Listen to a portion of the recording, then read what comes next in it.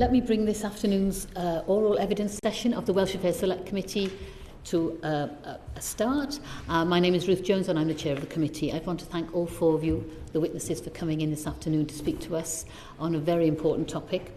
This is the first session in our inquiry into the environmental and economic legacy of Wales's industrial past. And so we're looking forward to hearing about the environmental impact of heavy industry in Wales, the challenges and opportunities that this can bring. And we've got two panels of witnesses, so we've got the first panel in front of us this afternoon now. Before I ask you to introduce yourselves very briefly, could I ask members to declare any interest that they may have relating to this inquiry? No, none, that's fine, thank you very much. So the panel that's in front of us, could I ask you, starting from left to right, could I ask you to introduce yourselves very briefly, please, beginning with Anthony Collins? Yep, my name is Anthony Collins, I'm from Coal Action Network. And I'm a policy campaigner there. Daniel Therkelsen from Coal Action Network, campaign manager. Diolch. Elgar, director of Friends of the Earth Cymru, cyfeillion y ddaear Cymru. I'm Kirsty, Luff, communications officer for Friends of the Earth Cymru. Brilliant, thank you very much. Let me start by asking all of you basically, but I'll start from left to right. Is there a clear understanding of the environmental legacy of the heavy industry in Wales? And I suppose if there isn't, why not? And if there is, what is it? And how does Wales compare to, say, the rest of the UK, other parts of the UK? Can I start with Anthony and I'll work along? Is that okay? So I think this is a very, very large question. I can't really speak about how it compares to the rest of the UK. I'm not entirely across that, but others will be. So it's also a... rather than it being just a legacy, it's an ongoing issue as well. We have mining, which is ongoing. We have industries which are ongoing. Coal tip safety, which is ongoing. All of this stuff is not just, a legacy. As we put in our written evidence, it's a consistent story of for-profit companies making the most of Welsh resources for private profits, and leaving behind the nothing but environmental issues for the host communities, and leaving major problems for those host communities. Thank you. Daniel Therkelsen. Speaking just in relation to coal tips and open cast coal mines, I think that there's growing awareness of this legacy, but I think that there needs to be more information and a greater understanding, particularly in relation to open cast coal mine sites that have been under-restored, and I hope we will have more opportunity to talk about that in more depth later. We will. Have Elgar, please. Thank you. And I can only speak relating to Wales as well, as that's our area of expertise. I think the wider context of Wales as a sort of powerhouse of the Industrial Revolution and the large heavy industries, coal and steel and slate and other related extractive industries. I think that sort of general context is well understood, that is what formed much of our infrastructure and communities in Wales, and that left obvious sort of scars on the landscape. I'm not sure if the interrelationship between the environmental and the social and cultural aspect and economic, so I'm glad that the committee is sort of looking at the issues together rather than purely environmental in terms of biodiversity or green spaces, that is sort of bringing all of these issues together. So I think that could be better understood. And also the ways the communities are still paying a price and that this is still happening. I think sometimes it's seen as an issue of the past, of the 20th century and previously, whereas the impact on communities now of open cast sites that haven't been restored, of the coal tips, I think there's a bit more awareness of that because, of course, the tragic Banton disaster, that has raised it in Welsh public consciousness and more awareness, and finally some action in the last couple of years underway with that. And then there are other areas which I'll leave to Kirsty to go into, but in terms of contaminated land, which is much less explored and much less is known. So I think it's a mixed picture.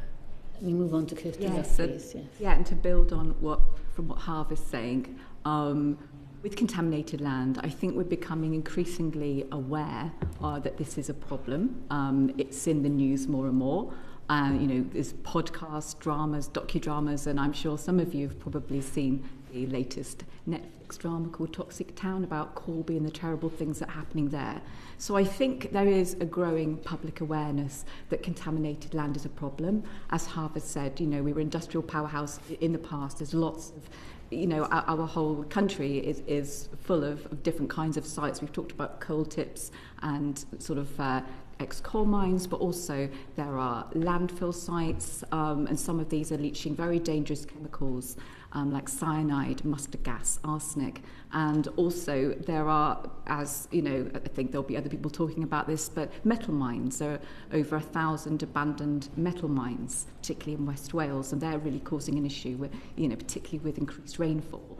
On top of that, we've got toxic waste dumps, where companies in the past dumped very dangerous toxic chemicals.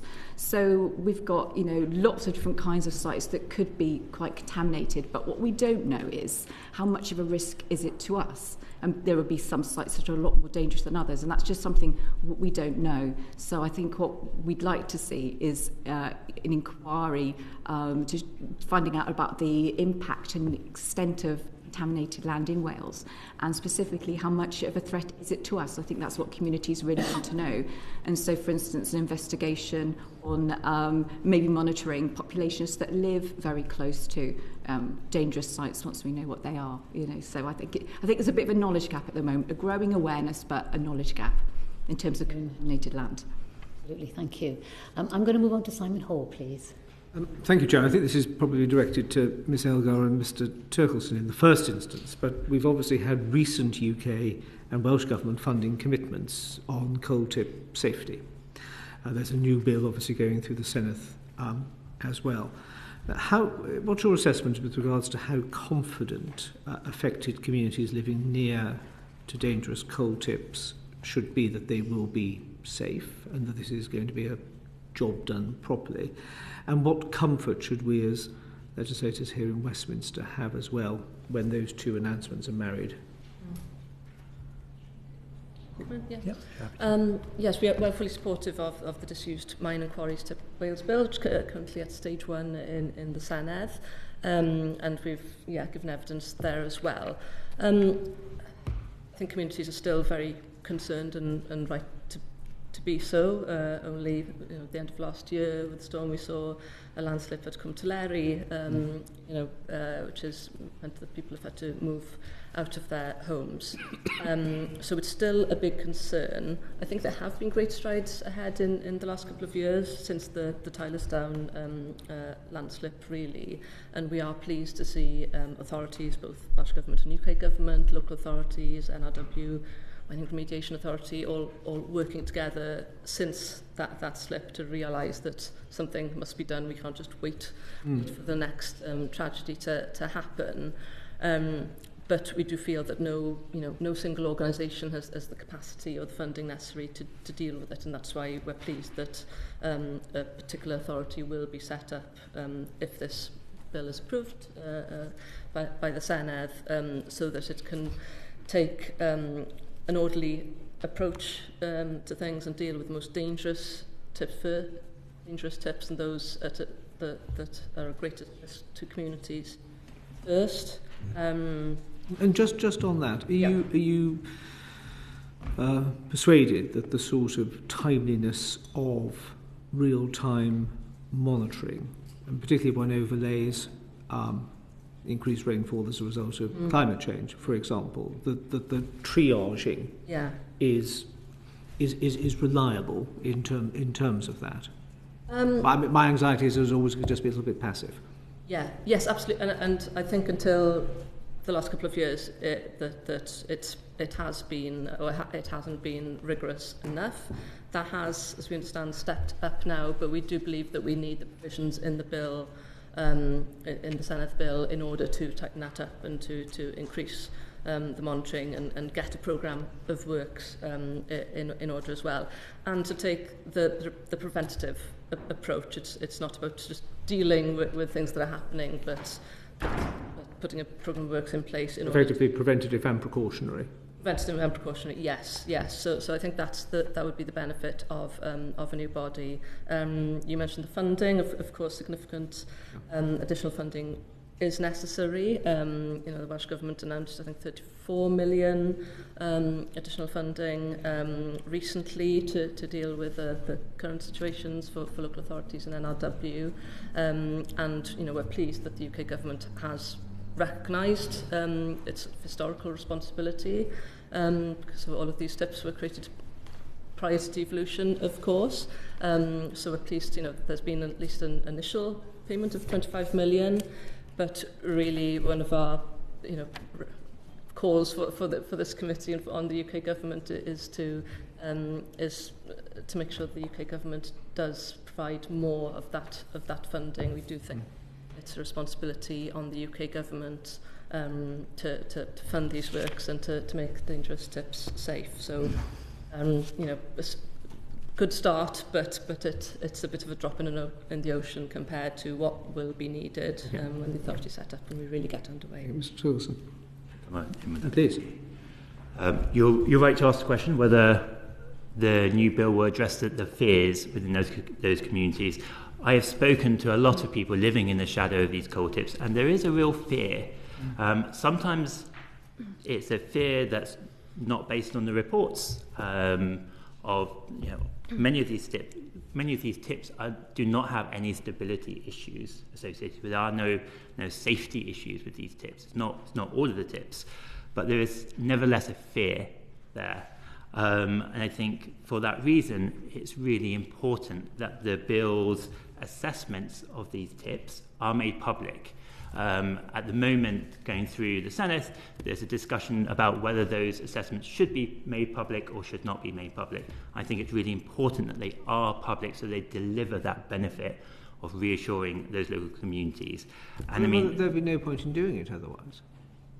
They say that it's accessible under FOI or EIR, but accessing documents through FOI requires a very specific skill set, really. It can be quite hard to access documents under that power. So we think that they should be, as a matter of course, put on the website and made as accessible as possible to those communities to deliver those mental health benefits and reassuring people that there are no stability risks from the coal tips near them, or that those stability risks are being monitored and addressed through maintenance works. You might be aware, but it's an estimated cost of 118 billion every year to UK economy for mental health. And this definitely affects the mental health of people living in the shadow of those coal tips. It also surely affects things like property prices. It affects things like the confidence of local businesses to invest. If one is not entirely persuaded that as much is being done as possible, pro tem, to provide maximum security. Absolutely. Thank you. I suppose the next question is to Ms. Elgar and to Mr. Collins. But Mr. Collins, you sounded in answer to the chair's question, and forgive me if I got the wrong end of the thing, but sort of slightly spiritually antipathetic towards the private sector. Let me put it that way. So, but you have expressed concerns about the potential for private companies to extract and sell coal waste as part of the efforts to clean up coal tips, making that contribution. Now, if sites are fully remediated and the community safety, with all of the attendant benefits which previous answers have rightly identified, are delivered, why would that be a problem? I would say that the key to this is the evidence. The past shows us that I have nothing personally against the private sector. It's the issues that have continuously shown. Daniel wrote and we released a report a few years ago which showed again and again that there is consistent issues in a mine. A company will come along and get permission to mine an area based upon these commitments to remediate this land or do this. With respect, my question was about the selling of coal waste as existing as well as extraction, so it wasn't just on the extraction point. Okay, so the selling of coal waste. Yeah. Well, the issue of the selling of coal waste is obviously a climate one. We have a huge issue with that. I think in our written evidence that we supplied,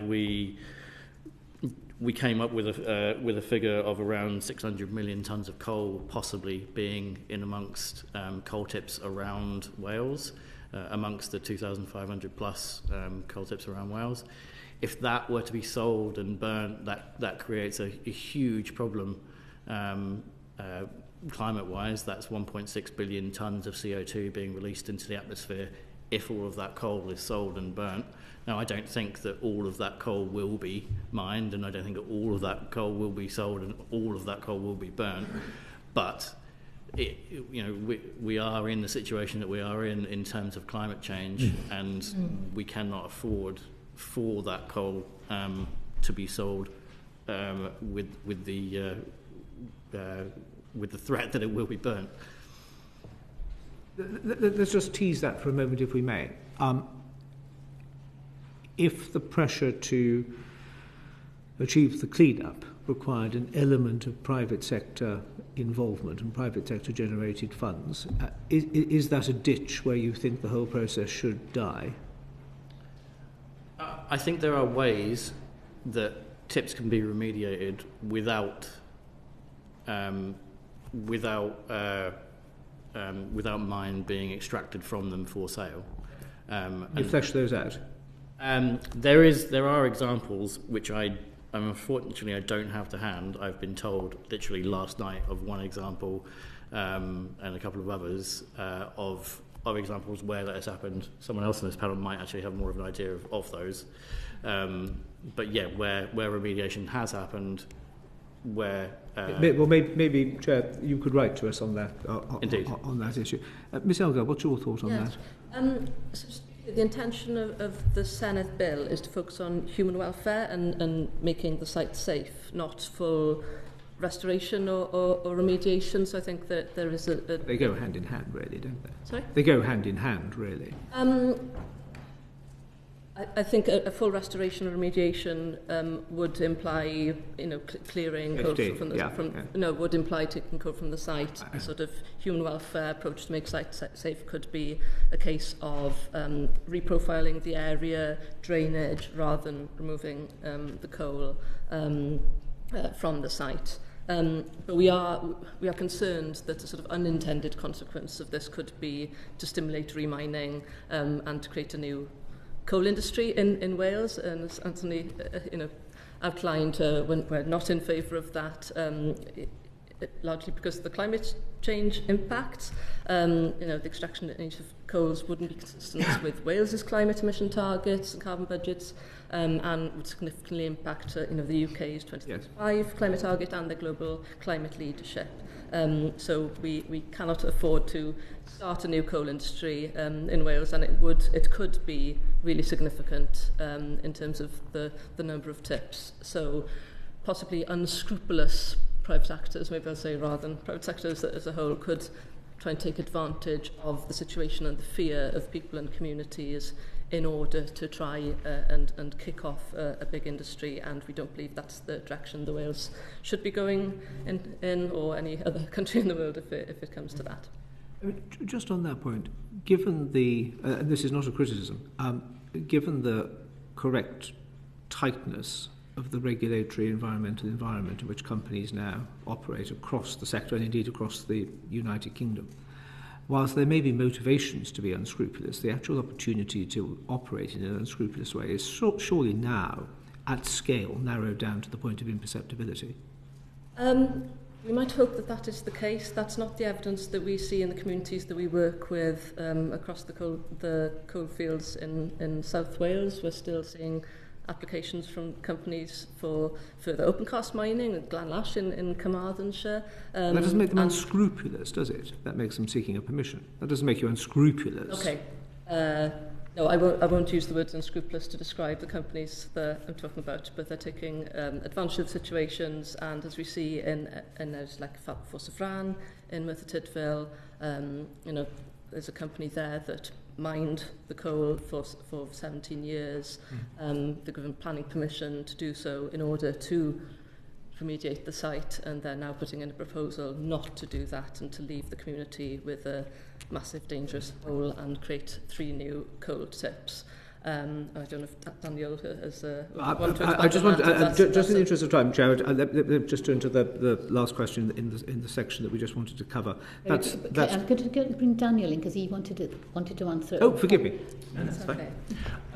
I would just, I guess, reinforce the point that mining and selling this coal would drive the very climate change that's destabilising these coal tips, and it would lead to, this isn't just a pile of coal that's laying on the surface. This is coal that's mixed in, up to quantities of like 15%, but generally lower, mixed in with colliery spoil, with rocks and soil. So it requires a lot of earth moving to extract this coal. A lot of that would be unnecessary, even when you're remediating that coal tip. And that generates a lot of dust that would be to the detriment of surrounding communities that have already suffered the original coal mining. So this is not without cost to extract that coal to a sort of purity to then sell it. There'd be coal washing, there'd be HGVs on and off of the site. It is in almost every regard the same as a coal mine, to mine the coal tips. It is not simply scooping the coal off the surface and selling it. So I guess I just want to emphasise that point there. Yeah, no, I'm sure the committee was aware of that. Let me just ask you about local authorities. Obviously, great receptacles of expertise and local knowledge. How do you assess both their expertise and capacity to undertake coal tip remediation? And I think possibly just one answer to that, given time, if somebody can give some sort of definitive. I think it's clear that no local authorities have the capacity and the funding necessary to deliver on these. There is some expertise, certainly like from the Clontarf that's dealt with the Tylerstown slip, certainly has developed expertise.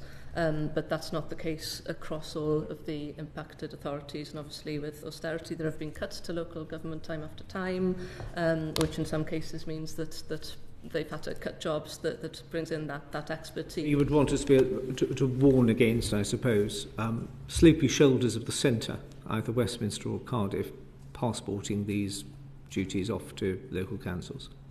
Yes, certainly. We believe it's a better approach for all the public authorities involved to work together, and for this new authority to be set up in order to be able to have that expertise and be able to supply it to different situations. Thank you, Chair. And Davis, please. I'm going to do a very quick follow-up before I go on to Fosafran and Land Lash, which is within my constituency. £600 million has been branded about. Doesn't seem a lot to me for the number of coal tips that we've got within Wales. So just very quickly, do you think it's enough? And how has that figure, is that a figure that's been calculated by some sort of formula, or do you think it's a figure that seemed a lot at the time, but when you look into it and dive down into it, it really doesn't touch the surface? Perhaps I'll ask Daniel, actually, before I go on to Fosafran. Yeah, absolutely. We have the figure from a member of the Senate that used that figure in the Senate, that 600 million. We think that things have probably evolved since then. We've had more clarity on the disused mines and tips bill that's coming through the Senate, and it's likely to be an ongoing cost. That bill ostensibly creates a monitoring regime by which tips can be monitored and maintenance works occur. That's going to be an ongoing cost rather than a simple throw a lot of money at it in the beginning and then you're done forever. We think that's the right approach. We don't want to see all of the coal tips flattened. There are unique ecologies that have grown up around many of those coal tips over the last 40, 50 years. And many of them don't pose a sort of safety challenge if they are properly and robustly monitored and inspected. Thank you. So to have and Daniel then, I'm sorry, you seem to be having the vast majority of these questions, I'm sorry. As I said, Glanlash is within my constituency, Force of Ran, we all know what's happening there. I find it very difficult actually that people are having planning permissions for open cast collieries and then are not doing the remediation work in order to put that landscape back as they should have done. And despite promising to do so, despite it being a planning condition, you know, so all the safeguards are there, and yet they're still not doing that work. So what safety and environmental risks do those sites now pose in their current state? In the case of Force of Ran, we have very serious concerns about the safety risks associated with the new plan to massively downgrade that promised restoration. That was a restoration that the company agreed, Merthyr South Wales Limited agreed with the council in 2015, that's Merthyr Tydfil County Borough Council. The company has now, after 15 years of mining and an extra 15 months of illegal mining after planning permission ran out, they've reneged on that, and they have submitted a new application that is 85% reduction in terms of the cost involved, despite the fact that their most recent company accounts do show that they have set that money aside for restoration, 91.2 million, that would fund the original restoration. They are refusing to do so, which comes back to kind of unscrupulous behaviour that people touched on earlier. The risks include leaving 3 colossal coal tips behind that between them comprise 37,000 cubic metres of soil and colliery waste, including metals that are leaching out of that right now, and that's recorded in the company's own EIA. A huge body of water with a capacity of over 1 million cubic metres of mine water, and an exposed coal face that rises up as a cliff face. There will be issues of people swimming in that mine water, it being very deep and very cold. One quarry in North Wales alone has had 20 deaths since 1992. So that poses a real risk, as well as people leaping from that cliff into the water body below, with dirt bikes going up and down the coal tips that will be left in situ.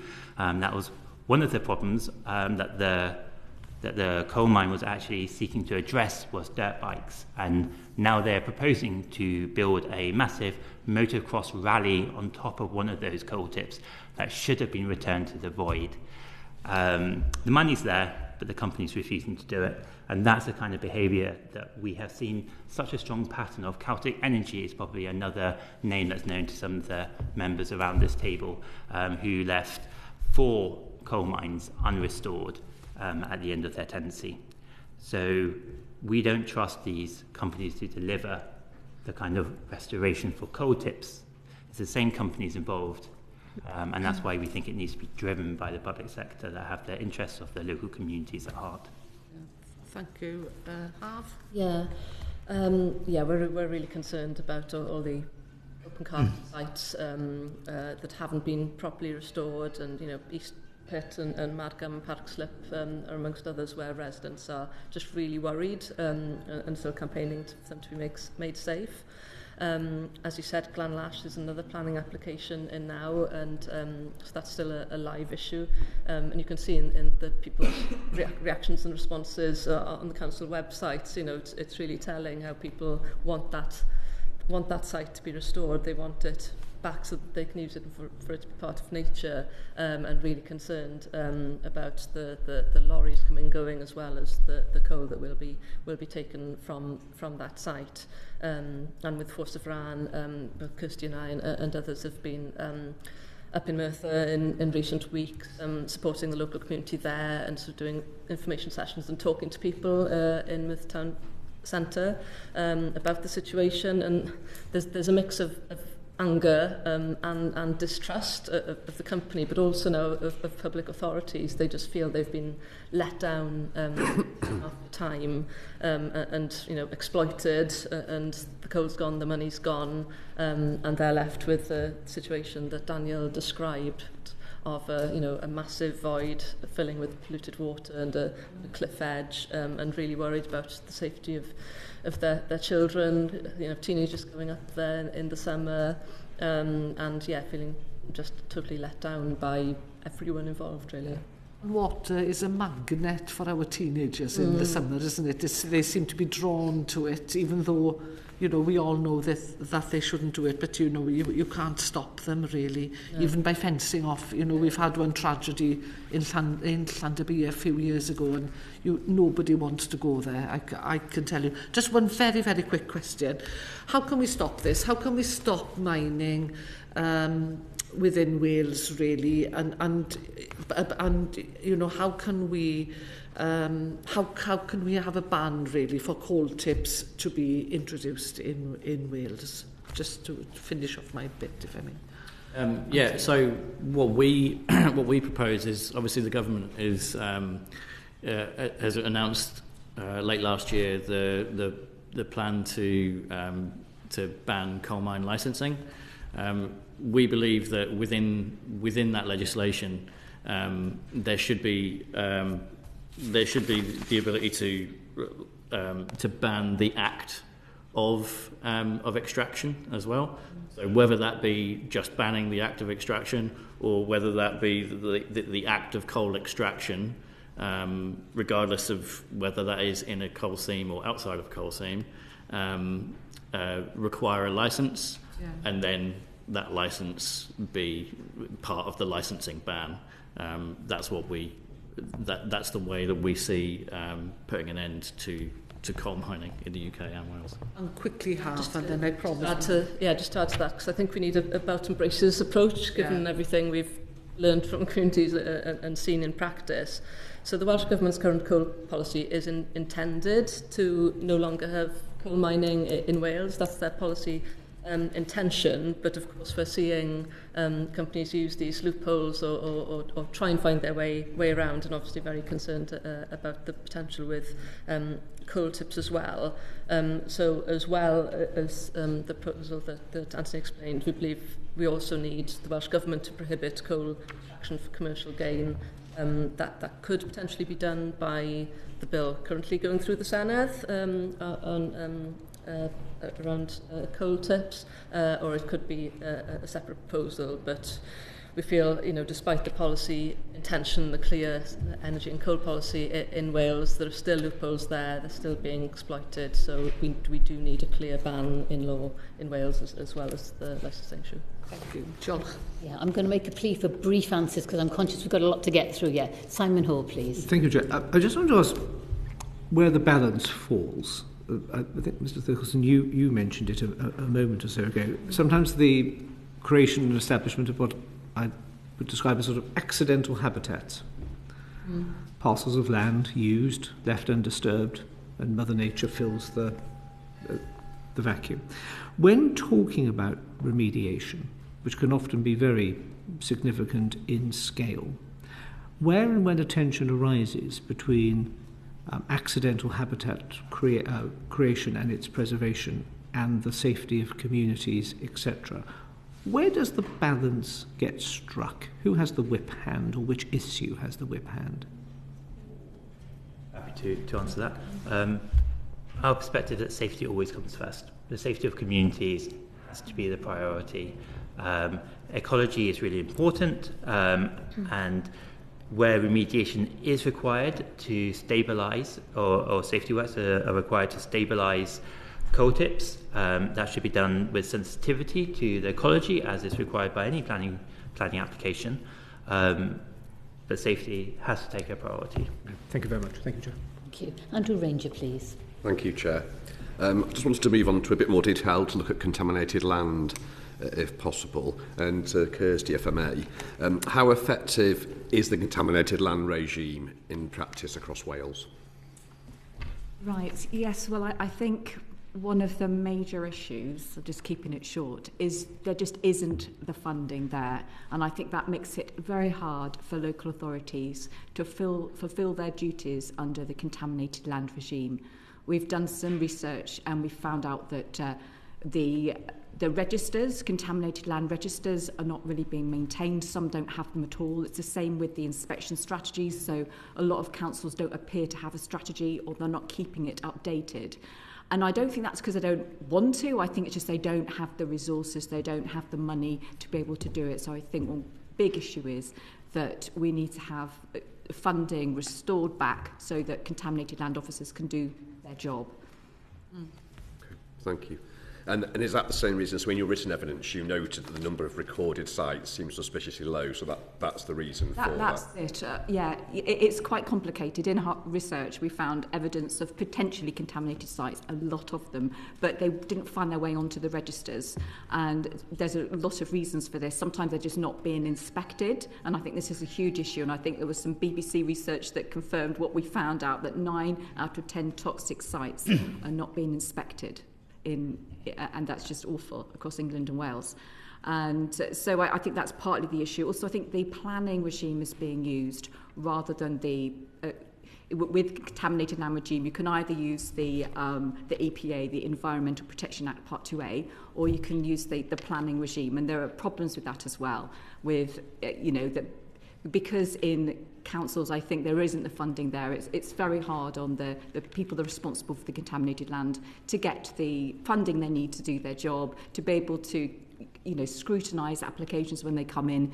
So I think the big question mark is of when sites are being developed on contaminated land, are we confident that the remediation is taking place? Is the money there to ensure that it's taking place? And that's what I worry about.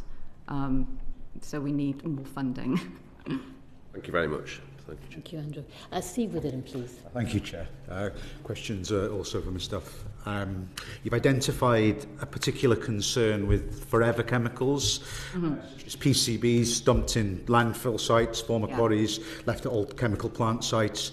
How prevalent is this problem across former industrial sites in Wales? And do you feel we're fully aware of the extent of the problem? I think, as I said before, there's a huge information gap. PCBs, forever chemicals, and they're still around, and they've been found everywhere. They're even been found in the deepest oceans and in the Arctic. So they can travel, and they do, and they persist for a very, very long time, hence their name. I don't think we know exactly how prevalent they are, but we do. There are certain sites in the UK where these PCBs were dumped. There was quite often in South Wales, there's T-Fluid, there's Kevin Mawr up in Wrexham, and other places, Brofiskin. There are these, toxic waste dumps, and some of those sites have fears that that the caps are not working effectively. In Brofiskin, there's a clay cap in T-Fluid, but that leaches out every so often, actually leaches out onto a woodland. So I think the question is, we need to find out. We don't have that information, but we definitely need to find out, because these are quite dangerous chemicals. Okay. Can move on to Claire Hughes, please. Can I just ask a quick follow-up to that, if I could then, Kirsty? So in terms of PCBs, as you know, there's growing awareness of them, but you just talked there about a data gap in terms of not knowing really what's going on. Like, how seriously do you think that we are taking the risk that these chemicals pose to communities who are living in sites such as those you've just mentioned? I don't think we're taking it seriously enough at all. I visited a community up in the north of Caerphilly, and they're absolutely terrified. They're really scared about their soil. They won't grow vegetables in the ground. They'll grow them in pots. They talk about when they were in the woodland and seeing, sort of purple swirly liquid and black jelly. So people are concerned. We don't know whether there's, how much of a right they are to be concerned. We don't know. We need the information. But people are really concerned, and we need to take those concerns seriously, because these are really, really dangerous chemicals. And in the US, the companies have been, sort of paid lots in compensation. So it's a huge issue, and I think we need to start taking it more seriously. Yeah, thank you very much. I suppose in terms of looking forward, and thinking about the UK government rather than the Senate, which I appreciate the bill's going through the Senate at the moment, what further action do you think the UK government could take to safeguard the environmental legacy across Wales? Just a brief sentence, just one thing that they could do, perhaps. If I start with Anthony Collins, please. I'm not sure, to be honest. Other than funding, giving more funding. Sorry, was the question across Wales or across the UK? Just Wales, yeah.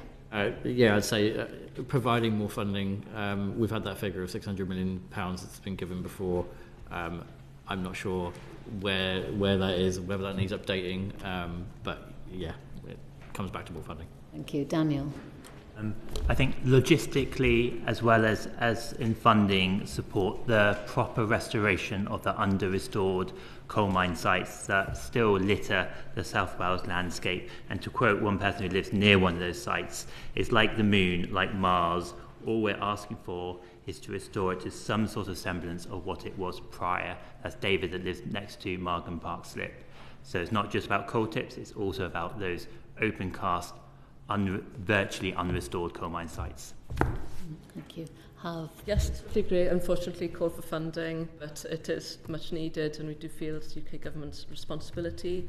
But also the proposal that Anthony mentioned earlier about including remined coal in the forthcoming legislation on the UK coal ban with contaminated land, and I'll let Kirsty go into this. It does feel like we're in a very different position, and an earlier position maybe where we were with coal tips some years ago, where we actually need all authorities to work together and need a public inquiry, and that can come from all authorities working together, so it doesn't have to be led by UK government, but we do feel it's a sort of wider issue that does benefit from attention at a UK level as well. Thank you. And finally, Kirsty, please. Carv's just said it. Sorry. No, it's fine. Funding, obviously, but also we just don't know what lies beneath our feet, and we don't know how much that is affecting our health and the health of the animal kingdom. So this information gap we really need to address, and what the UK government could do is to have an investigation to assess the scale and impact of contaminated land, and as part of that, the health impacts as well of people that live really close to these dangerous places. That's very helpful. I just want to say thank you to all four of you for taking the time to come before the committee today. It's much appreciated seeing you here in person. And I'm now going to briefly suspend the session before we go on to panel 2. Order.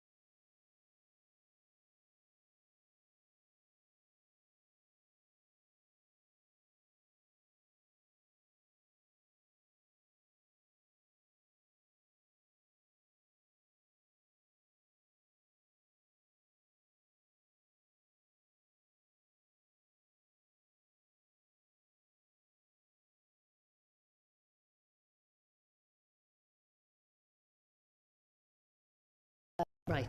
Welcome back to the second of our 2 panels for this afternoon in terms of our the first of our sessions into the environmental and economic legacy of Wales as Wales's industrial past. Thank you very much to the new panel. We have 2 in the room and 2 online. So I'm going to ask you very briefly just to introduce yourself, say who you are and in what capacity you're here today, and then we'll open up the second session. So shall I start with Carl Banton, please? I'm Carl Banton. I'm Operations Director at the Mining Remediation Authority, which is the trading name of what was the Coal Authority. We are a UK government body sponsored by the Department of Energy Security and Net Zero, and much of the work we do in Wales is under my directorship. Thank you. Nick Cox, please. Afternoon, everyone. So I'm Nick Cox. I'm the Head of Programme Delivery for Metal Mines, also working with the Mining Remediation Authority. Lovely. Thank you. Nadia, please. Hello, I'm Nadia de Longhi. I'm Head of Regulation and Permitting for Natural Resources Wales. Thank you. And then Mary Lewis. Hello, yeah, it's Mary Lewis. I'm Head of Natural Resource Management Policy for Natural Resources Wales, our advisory services. That's great. Thank you very much. And it's great to see you all this afternoon. Now, obviously, some of you had the benefit of hearing the first panel, but I'm just wondering if I go to Mary and Nadia perhaps first. Can you update us on the progress you've made in delivering in terms of metal mine remediation across Wales? There's quite a few projects ongoing, I know, so how is it going? Yeah, I can give you a very brief summary of that, and then also our colleagues from the Mining Remediation Authority, who work very closely with, I'm sure, might want to contribute as well. So we, as you will be aware, have been involved in delivering the Metal Mines programme since the year 2000. It's a partnership programme with the Mining Remediation Authority and funded by the Welsh Government as well. It's a significant capital programme in Wales that we're a key part of delivering. So it's a very large-scale programme, and we gave significant evidence earlier last year as well to the committee, which would be useful to refer you back to as well, where we gave some detailed evidence on the programme there as well. But in summary, the purpose of the programme is to sort of remediate the impacts, particularly into the water environment, from metal mines, and over 1,300 metal mines, abandoned mines that there are across Wales. And we're focusing in on the highest priority sites where we think remediation action is needed. And it's a staged programme where we assess the site in terms of environmental, historical and other issues. We scope the work that can be done. We carry out design and testing work, and then we undertake remediation work. So at the moment, we've got about 25 live projects, and all at different stages on those steps that I've just set out to you there. And a critical stage we're at now is that we're undertaking a thorough critical review to understand better the impacts and benefits of all those individual schemes and prioritise them better, so that we can really make sure that the investment from Welsh Government over the next few years is going into the areas where we think we can have the biggest impact in terms of environmental improvement. So it's really a very long-term project, because each individual project can take 5 to 7 years from beginning to end. So we're very much in the middle of the sort of highest priority sites.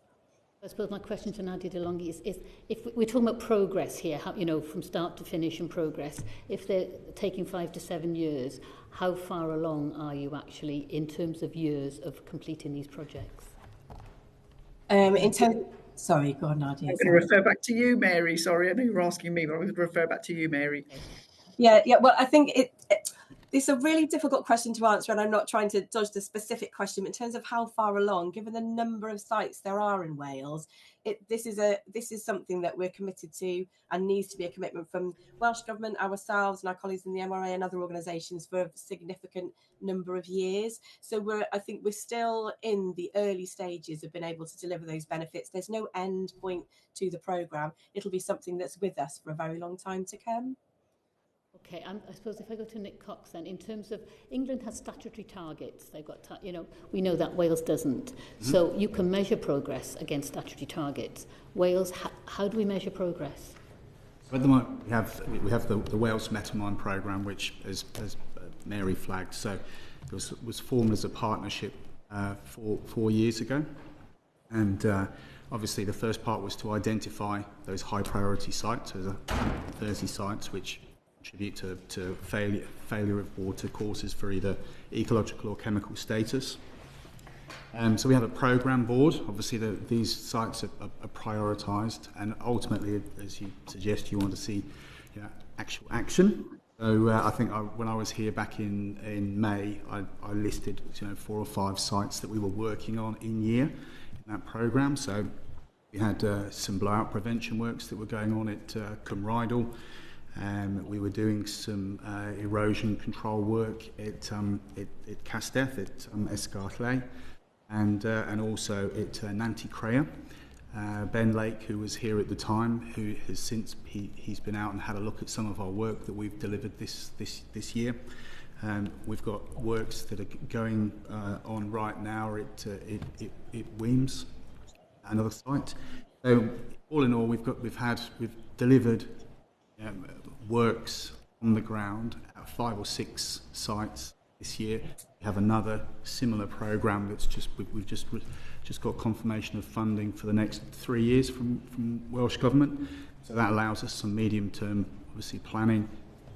Got our program planned for this coming financial year, and it means that we need to be able to move those pipeline projects. So as Mary highlighted, it's a kind of 5 to 7 year time frame. So it's about moving projects through that life cycle, so that each year we've got projects in both problem definition, solution development, and actual delivering works on the ground. But I'm still not clear how we can measure progress, because if you've got these various pipeline projects coming through, England's got a target and you can say, oh, we've reached 50% or 20% or whatever. Yeah. If we don't have a target, how can we measure? So there's a monitoring element to all of this. So that the way that the partnership works is that NRW doing the problem definition, so they're measuring the water quality in the water course, obviously both before and after, in the same way as the Environment Agency do in England. So although there may not be a target, there's still a process of being able to measure to make sure that you actually have that benefits realisation, so that you do the works and that you actually can make a note or see a noticeable difference in water quality. One of the measurables you can do is the amount of chemicals and heavy metals that's then being removed by treatment schemes, and potentially the amount of water, length of water quality that's been upgraded to a different status, for example, as well. It is measurable. But it's not a specific target in Wales as it is in England. No, and I think that's the question we have is, how do you measure something there's no targets for? But thank you for explaining that. I'm going to move on to Andrew Ranger, please. Thank you, Chair.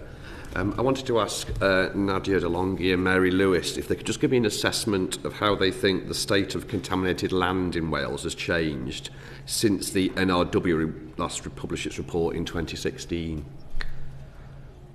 Okay, I'll come in that. Yeah, exactly. As you said, the last State of Contaminated Land report was published in 2016, so it refers back to data from 2001 to 2013. So, and there hasn't been a further commission of a similar report since. So therefore, there's no further sort of detailed report beyond that one.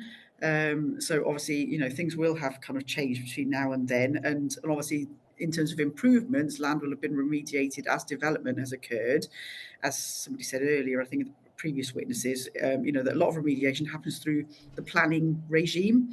So, where land is to be developed, the remediation is part of that kind of planning control. So there will be some areas that will have improved on that basis, but a lot of the areas that were identified then will have remained exactly the same.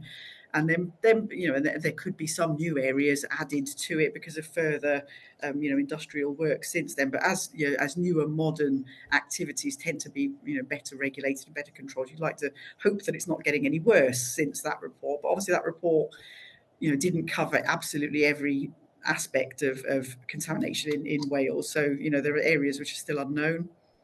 Okay. Did you have anything to add to that, Mary, at all? Well, as Nadia's referred to that overarching report, I think also there are pieces of work that we've done on the specific focused areas of contaminated land or land that is contaminated. And for example, we've done some more recent research in the last couple of years working across our regulatory and advisory services to look at specifically the risk of contamination at the coast from landfill sites that are exposed at the coast. So we've recognised that that's an increasing risk because of climate change leading to increased flooding, storminess, etc., and sort of high intensive rainfall incidences. And at the coast, that obviously is a particular risk. So we did commission some research 2 years ago that was published in 2023 that identified there are about 265 historic landfill sites of the coast which are presenting a risk to the marine environment and marine protected areas. So we're now seeking funding to look at some of the higher risk areas to understand the sort of local conditions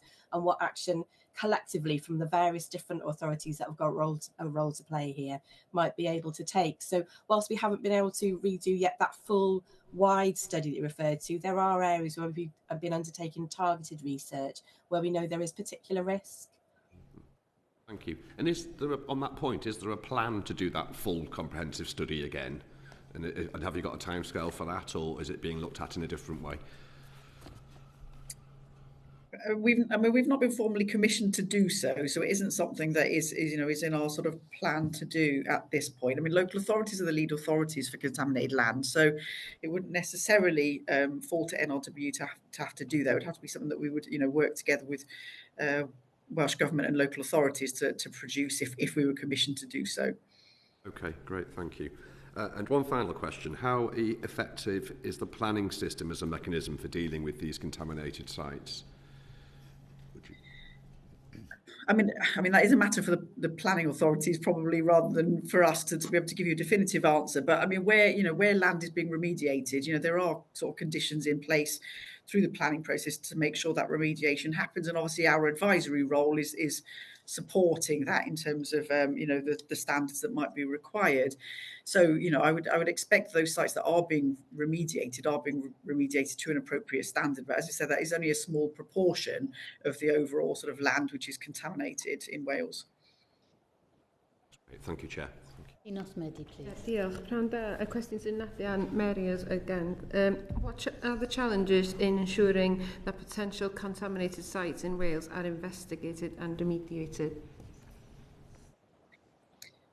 Well, I'll pick up first, and then Mary might want to come in. I mean, again, the main responsibility for contaminated land sits with local authorities. So, they would be doing the investigations, and we would only really get involved if we were sort of called to do so, because there was a potential for it to become a special site under the contaminated land regime. So, so really it would be up to the sort of local authorities to do that investigation. And I think, as earlier witnesses said, there are sort of funding issues around that. So the local authorities have kind of reduced the amount of work that they do on that. But should they look to do any investigations, they would consult with us in our advisory capacity to sort of support the necessary investigations that would have to happen. In addition to that then, following the withdrawal of the funding to local governments to be doing this work, I think it was in 2011, if I remember from I think the information we received. Have you seen the impact of the withdrawal of that money? And also, you do have an advisory role sometimes, and do you have the resources as well to fulfil that advisory role? I could just maybe add on the advisory role. I mean, yeah, we do have an advisory role. That's a really important part of the function that we perform in terms of contaminated land. We have a dedicated advisory team. That team is always working at full capacity. We've had a small uplift in resource recently from Welsh Government, but that is small. So what we tend to do is make sure that we prioritise our effort very carefully. But one of the areas that we do prioritise effort towards is our advice to planning authorities in relation to planning applications to dealing with contaminated land. And have you seen a change in the amount of contaminated land that local authorities can obviously follow through after with the withdrawal of the finance from Welsh Government? I don't know that we would have the answer to that specifically. We would be able to check and come back to you in terms of the numbers of consultations we've had that are related to contaminated land, because we do record the information on the types of consultations we receive that we provide advice and guidance to. But we wouldn't know for sure, right here, what the answer to that would be. But local planning authorities would better understand, and we could look at our figures for consultations. Yeah. And I think just to add to that, as I said, I mean, we would know about those sites that were actively being looked at for redevelopment, because they're the ones that we would be consulted on, because they're going through the planning system. Other sites which are, other contaminated land sites within Wales that aren't being remediated, obviously we wouldn't have the information on that. But, I think local authorities clearly have seen an impact on their ability to do investigations and any further work because of the lack of funding. Yeah. Thank you. Yeah. Okay. Claire Hughes, please. Thank you, Chair. My question for Mr Banton, if I could, to begin with, and I'll come back to Nadia Longhi. As we heard in the last panel, there are concerns across Wales about the issue of toxic chemicals being dumped, and some concerns that perhaps that's happened in former quarries, places such as Therkelsen. So how much of a priority is that for your organisation? For our organisation, it's not something we cover. Contaminated land is not within our remit. We're primarily coal mining related. And open cast sites are generally covered by the planning regime. So from a deep mine point of view, there's no issue with regard to materials being dumped in underground coal mines. Okay. Not really answer the question. Yeah, no, sure. So Nadia Longhi, could I ask you then, please? Yeah, so as I said, this is the prime sort of responsibility around managing contaminated land sits with the local authorities. So we obviously work with local authorities in an advisory capacity, but unless it's deemed to be a special site under the Part 2A contaminated land regime, it wouldn't be ours or direct accountability. But we work with local authorities when they ask us for advice to support them on necessary standards and remediation, suitability of remediation works they might be proposing. So as far as you're aware, is much of that testing work going on around these kinds of sites then that NRW are involved in? I think, as we said in the last question, I think we have seen a reduction since the removal of the funding. I mean that kind of pure remediation for the sake of remediation, I think, has slowed down a lot. Generally where we see remediation, it's where it's part of an ongoing development and part of the planning controls. So if there wasn't a specific planning application, that testing would more than likely not be happening unless a local authority had taken it upon themselves to do it. Yes, I mean, that's the situation. I mean, not talking about a specific case, but yeah, that's generally how it is. Okay, thank you, Diolch. I suppose just following on from that, we heard from the previous panel that there's a lot of areas in Wales which probably haven't been scoped out or marked out in terms of areas of potential dangerous land or contaminated land. And if, as you say, the local authorities, well, we know they're strapped for cash, so they may not be minded to do it. If you don't have an order to do it, would you say that there's a hole between these two things? I mean, I think there is scope for some review around the contaminated land legislation to see whether there are sort of gaps that need to be plugged. I'm also aware that there's quite a lot of sort of citizen science going on, to identify, potential areas of contamination and so on. And obviously, there is scope for that being more formalised to kind of plug any of those gaps as well. And I would just add to that a big part of our role in NRW is advisory and evidence gathering as well. And that's why I referred a little earlier to the work that we've done, the research on the potential risk of historical landfill sites at the coast. So sometimes we can step in and undertake that kind of general research to understand the level of risk and give us a better evidence base that we can then share with all the different organisations to help us potentially identify where we need to act. So there are times when we can take that role as an evidence gatherer and advisor as well. Okay, thank you. I'll move on to Steve Witherden, please. Thank you, Chair. I'd like to question Mr Banton and Mr Longhi. I'll start with Mr Banton. With recent funding commitments to address coal tips and with the Disused Mine and Quarry Tips Wales Bill passing through the Senedd, how confident are you that the problem of coal tip safety will be resolved? So for the past 4 years since the Tylers Town slide, we've been working in partnership with Welsh Government as regards doing on-the-ground inspections for them. We've done over 2,500 inspections now and continue to do those. Welsh Government in that time has committed 45 million, I think, over the last 3 years to get sites into a better condition, and in this next year alone there's 34 million being committed, of which 25 million has come from UK Government. I think looking forwards, it is very much getting the sites, the coal tips, into a condition that's suitable, taking into account some of the climate change impacts as well. One of the main things with coal tips is around drainage, so it's making sure that drainage infrastructure is good and the water can get off tips. It's the continued inspections that we are undertaking to make sure coal tips remain safe. The answer to the question is you can never 100% say a coal tip's safe. There are things that can impact a coal tip, but they are in a lot better condition now than they have been previously through the money that's been committed and the new regime that's going to be put in place through the bill that's being run through the Senedd at the moment. Thank you. Mr. Longhi, do you want to comment on that one?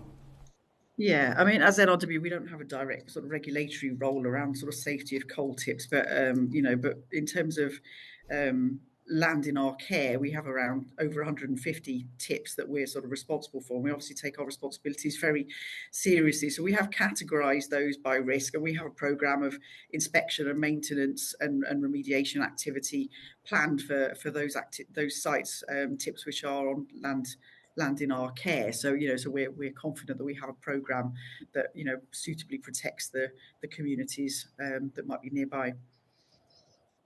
Thank you. And following on from that, how long will it take for communities living near dangerous coal tips to be certain of their safety? And I'm thinking in my own constituency, we have Bersham Colliery spoil tip near Ostachlin, which was the last coal mine in North Wales to close, and that was one that was originally designated as safe, and it took the work of the local councillor Mark Pritchard to get that designation overturned. So I think I'll go to Mr. Longhi first on this time.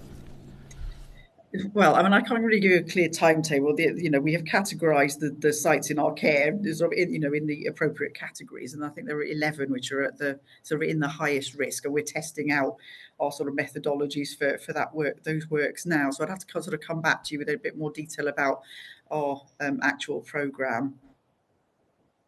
Thank you, Mr. Banton. Did you want to comment on that one? So, coal tips have been categorised, as you're aware. And they are inspected. That regime of inspection is based on the categorisation. So not all coal tips at the moment have been inspected. So the category A's, for example, we're just starting a programme of inspecting those. So there's 1,200 of those to look at over the next couple of years. The others are inspected on a more frequent basis. And I think it's that inspection process and the recommendations we make on that to local authorities to then undertake the work, and from that they can then bid into Welsh Government for grants to be able to undertake this work. But it is an ongoing process. There's more research required, I think, as the new bill comes into place as regards assessing risks on site and making sure that they continue to be safe. And then the overlaying feature on that is where the work we're now doing looking at climate change as well.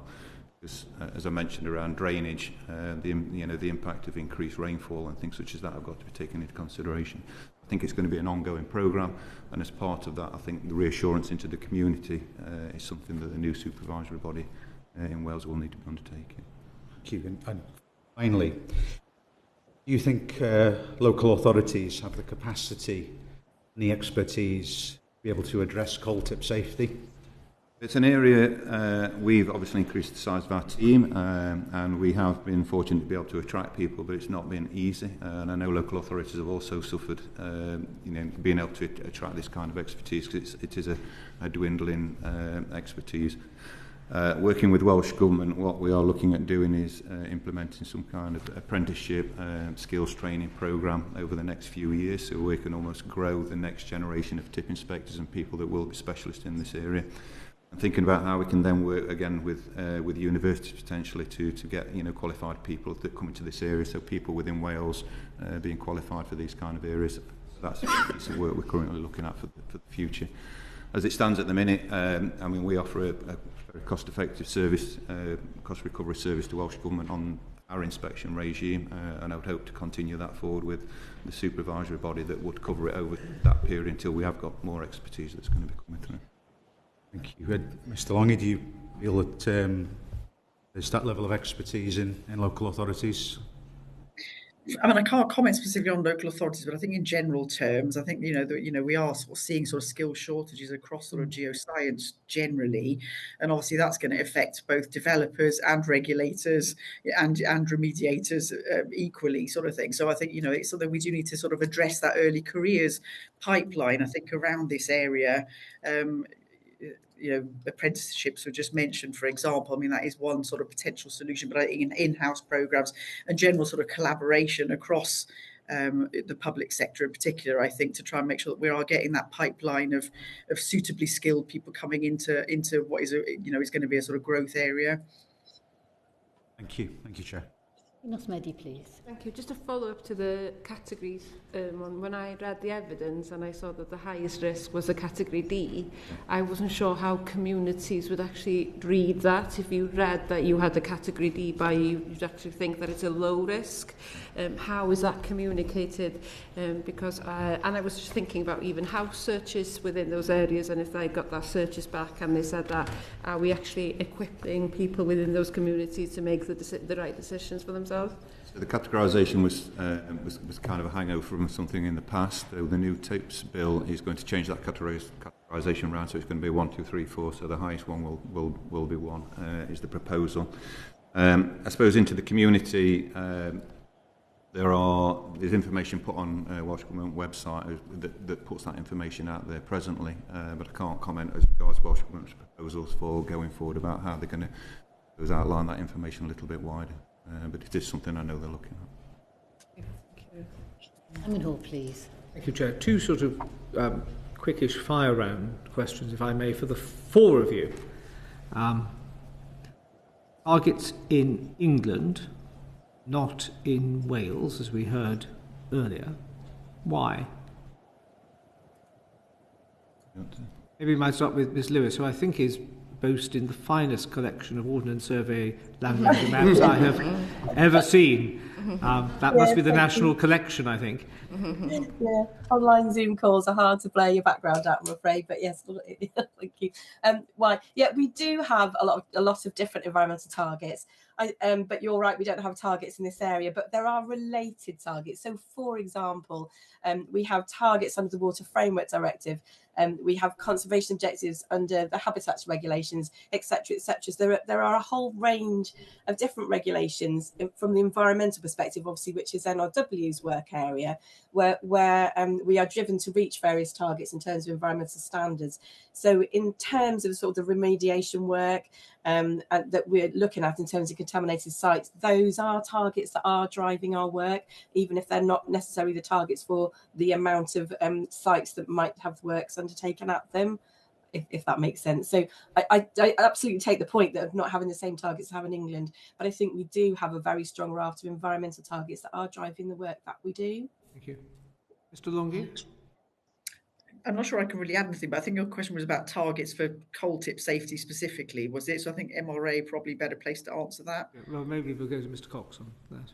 I mean, this is obviously specifically to metal mines now, but I mean, essentially it comes down to policy. So, you know, with DEFRA, obviously it's a statutory target. Yes. You know, do I think that the target would be useful and measurable for the Welsh programme? Yes. Does it necessarily need to be a statutory target or a legally binding target? I guess that's up for discussion. It's a policy discussion. Mr. Banton?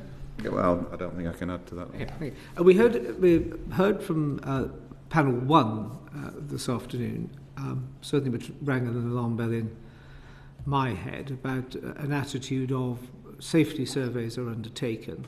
And if anybody's interested, then anybody in the community is interested in them, well, you'll jolly well have to go and make an FOI request and dig around and find out. I just wondered, just for your observations on that, when safety reports are undertaken, which will clearly have an enormous public interest, certainly as far as the local community is concerned, affecting, as it will, house prices, business confidence to invest, triaging of approach, etc. In this day and age where the general consensus is that sunlight is the best cure for everything, and transparency is fantastically important, do we think it's right that people should have to go through the process of lodging a FOI request and all of the attendant complications that has? As a matter of principle, I suppose, rather than practical. I'm happy to take it from our point of view. I mean, the work we undertake is for the Welsh Government. We're commissioned by those, and we provide the reports through to the Welsh Government. I understand when we're asked through FOI, obviously we make our reports available. There is potential that some of the coal tip boundaries, for example, are in private ownership. So I think there's been some issues around GDPR issues and things such as that previously as well, which I know the Welsh Government have been looking into. But I think from our point of view, it's more a question of how Welsh Government would make that information available more widely, I think. But you would have a presumption in public accessibility? If we're asked for the information, we release it, yes.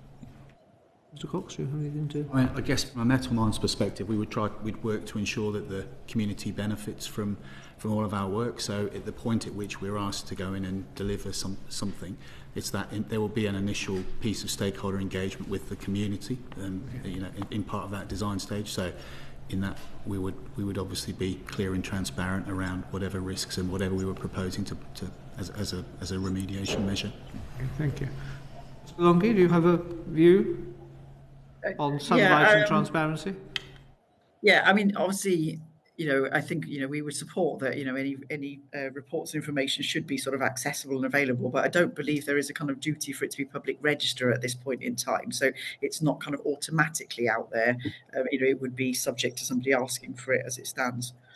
Yeah, my point was, should it not just be out there for all interested parties to be able to see, rather than somebody having to go rootling around to try and find it? I don't see any reason why it shouldn't be, but that isn't the way it is currently. No, I appreciate that. I was thinking of recommendations that this committee might want to make in its report casting forward, but thank you for your answers on that. I just wanted to find out really your assessments, and I think this may be to Mr. Banton to start with, but what have you identified as the barriers for preventing open cast mines, such as that at Merthyr, for example, from being fully restored? Open cast mining. Let's set aside money as a probable, probable answer. Primarily, open cast mining is covered by the planning regime. And this was identified back in 2014-15 by the Welsh Government as the need to recognise open cast sites and what could be done about open cast sites. And there was a report that we prepared around the reclamation of open cast sites. And at the time we spoke to several local authorities in Wales and offered our services to them. Now, when I say it's a planning matter, because part of the restoration of a site and the coverage of that restoration of a site is covered by a bond that is built up by the company paying into the local authority. And as what's happened at Foss and Fan is basically the bond is insufficient to cover the restoration of the site, and that is the matter that's ongoing at the moment. We talked, there have been other sites where the bond has been sufficient or the company has fulfilled on their restoration proposals. And you mentioned Glanlash earlier, which is going through the planning regime now, and there is a bond in place if the site doesn't get planning permission to be restored, I understand. I can speak about it from the coal authority point. We license the coal mining operations, but we don't actually have a responsibility for ensuring that there is a sufficient restoration bond. That's part of the planning regime. Just pausing there on the bond point, which I take, I mean, almost sort of held in a sort of escrow account, if one will.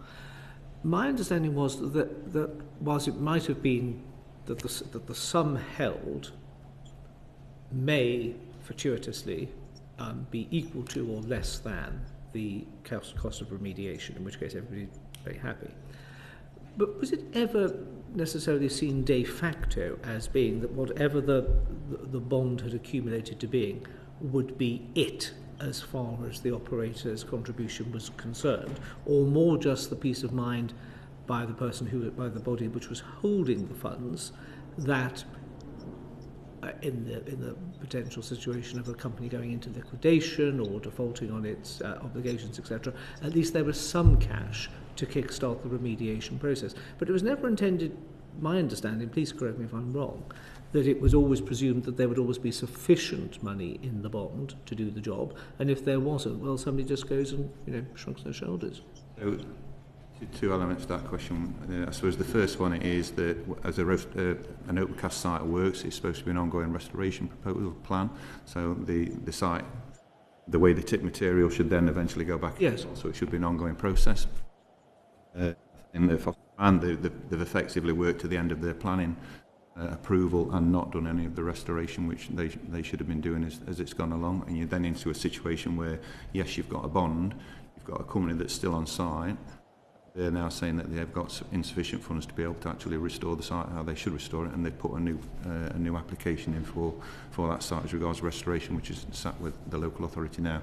Whose collar gets felt for not monitoring an agreed programme of contemporaneous remediation as one moves from phase 1 to phase 2 That's part of the planning regime, and it should be the local authority who should be monitoring that and looking at that, and then ensuring that the company are undertaking the work as per their conditions.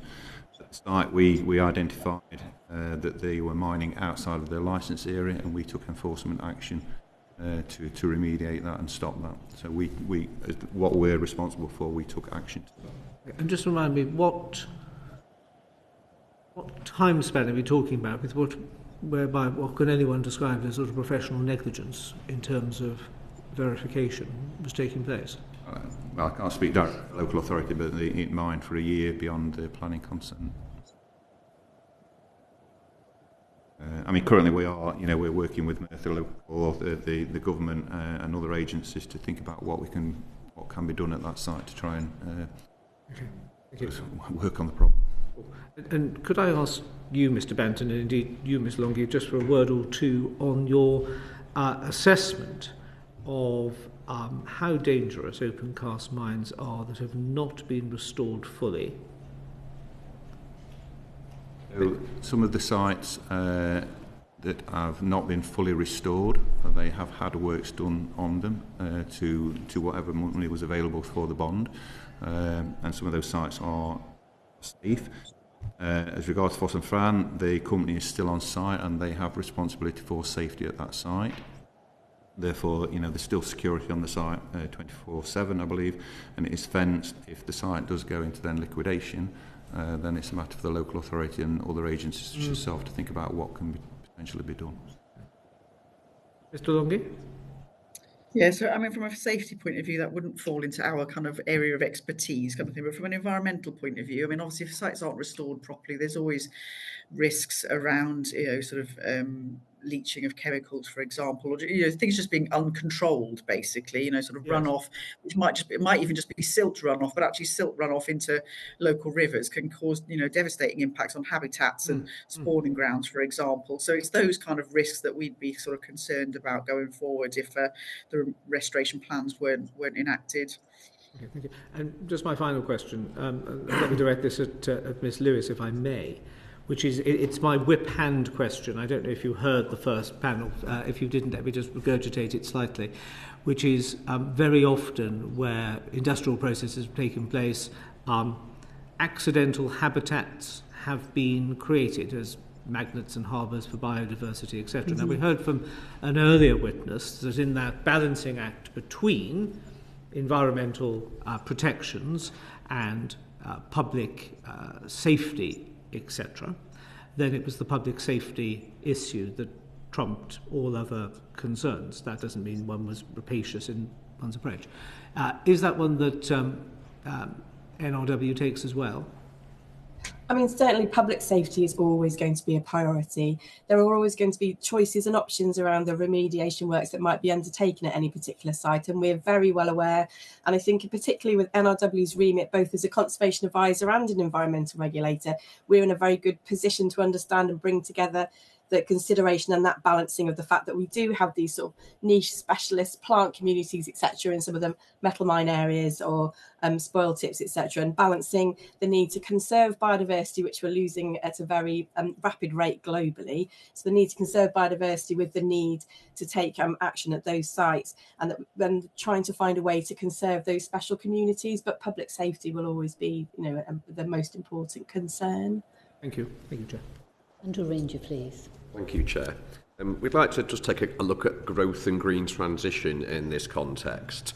So to Mary Lewis, if I may, can you let me know or let us know how the remediation of former industrial sites will improve the environmental and economic outlook of nearby communities?